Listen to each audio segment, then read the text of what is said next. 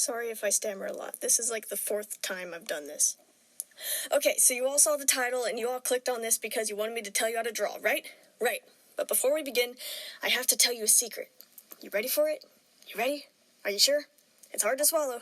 Get your glass of water ready. Here it is. The only way to get better at art is to practice. That's my secret formula. Practice, practice, practice. I did not wake up one morning and suddenly gain the ability to draw. There was not a drawing fairy that came in and was like, poof, you can draw now. I've been drawing since kindergarten, and I've only gotten moderately okay at it recently. And I just turned 16 today, so put that into perspective about how much you need to practice. Here, look at these. I drew them only a year or so ago, and they looked just awful. They're not too impressive, right? But even though they weren't impressive, I still kept drawing. I kept on drawing until I got better. I know this sounds kind of harsh, but your drawings might look bad the first time, and the second time, and the third time, and even the 100th time, but you must not lose hope. It will get better, but only if you put in the time and effort. You can't just put down your pencil and say, well, I tried, oh well.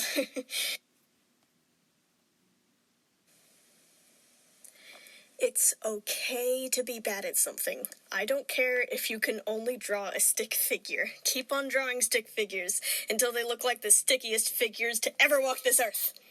Okay, that sounded a little bit weird, but you get my point. What I'm trying to say is that drawing is hard and you will not be good at it for a very long time. But if you keep on trying over and over again, you'll gradually build up your skills until you're like the next Night Riser. Practice!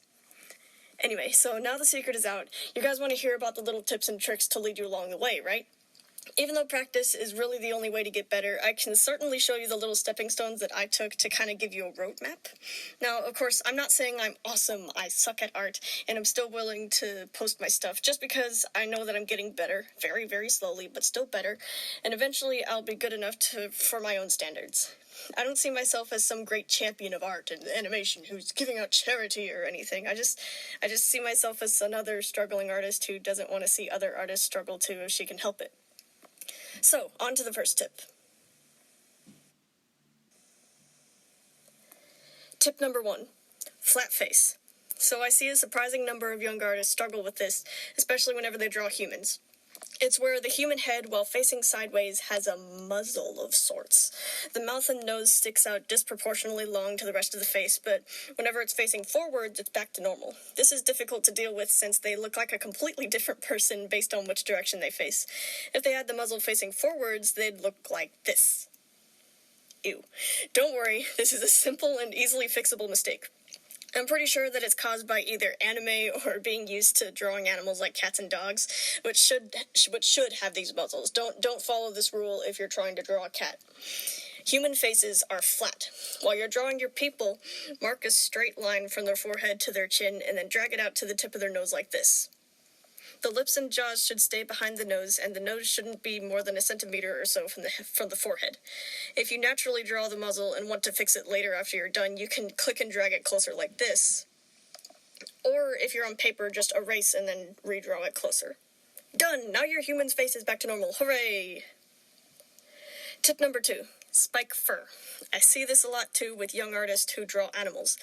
They draw the fur in sharp quill-like spines on every single outline of their creature like this. Sadly, fur doesn't work like that. Unless they're actual quills, fur doesn't clump up in spikes like that, and certainly doesn't stick out like they've been electrified. Try to remember how gravity works and lie the fur down. Draw the clumps and curved gravity-obeying curls like this instead. And only draw the fur like that on the edges like a joint or a tail. You don't have to draw the fur along the back or the front of the legs because the fur lies flat there and you already drew the curls in other places. Your brain will fill in the rest and give you the illusion that the entire thing is covered in fur. This works for hair as well. Instead of drawing the hair spiking out like this all the way down the back, leave it to straight lines and tuft the bottom instead. Your mind will fill in the rest. Tip number 3. Don't be afraid to shade. Oh, that rhymes. Okay, this is like postscript. Okay, continuing. So you're done with your art piece, and all you have to do is add shadows and highlights to give it depth. But whenever you do that, it looks ugly. It makes the shadows dark and the lights light, so you fade it more and more until it's gone. You're too scared to do any more, so you just leave it like that.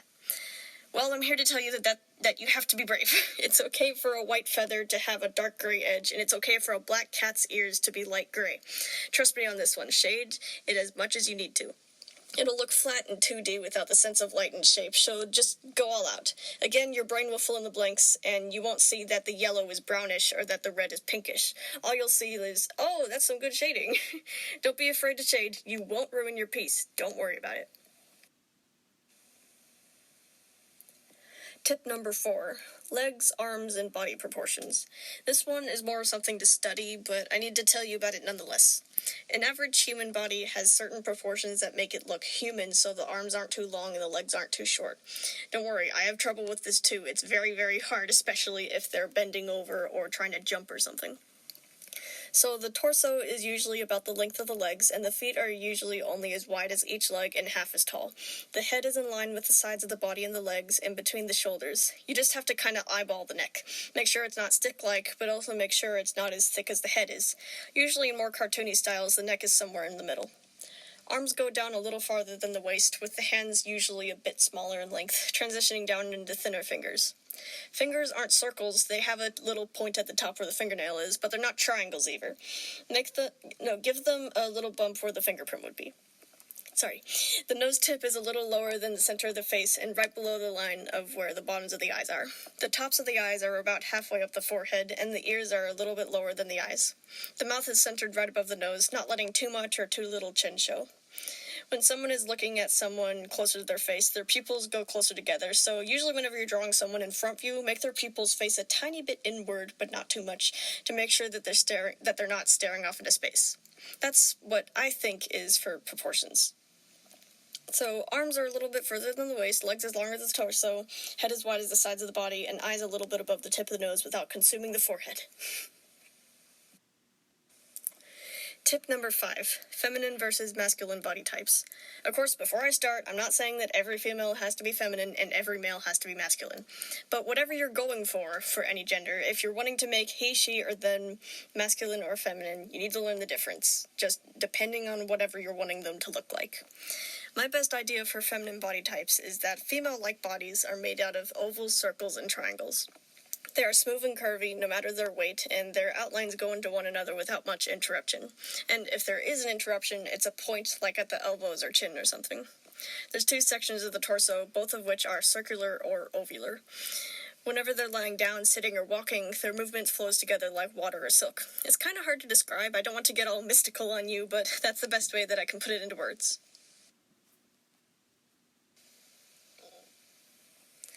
Now, for masculine body types, they're mostly made out of boxes and rectangles. I know, every artist says this, but I have to say it again. I usually draw them with straight lines, the edges slightly rounded so they don't turn out like a ruler. Their chest is usually wider than their waist, while the feminine's body is the other way around.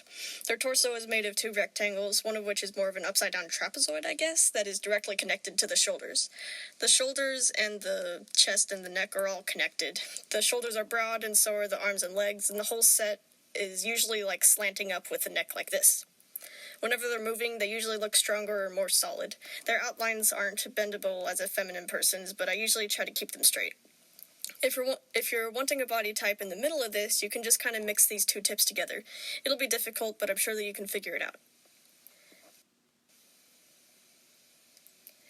I hope I didn't offend anybody with this tip. If I did, I'm really sorry. I did not intend to offend anybody. Again, I'm not saying that every female is feminine, or that every male is masculine, or that anybody has to be either of them.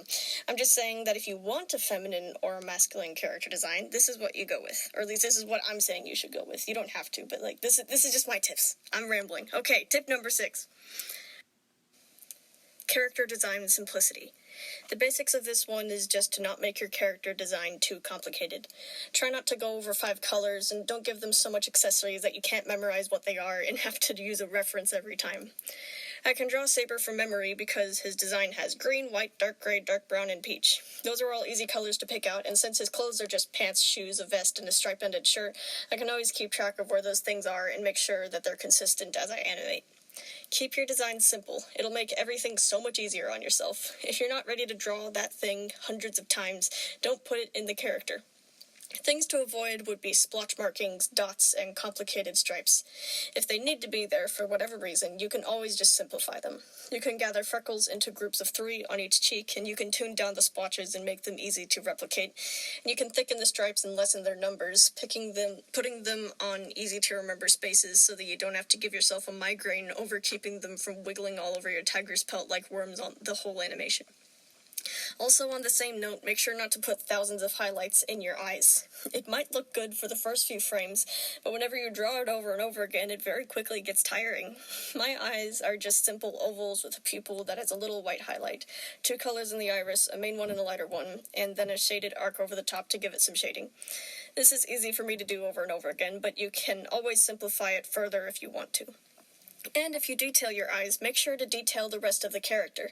You don't want them to look like you spent all your time on the eyes and then don't care about the rest of the body. It'll make them look top-heavy and uneven. Anime is only able to pull off the detailed eyes because the rest of their designs are realistic and human. If you want a cartoony style, you'll have to settle for something easier, which is overall a whole lot less headaches to deal with, so it's a win-win.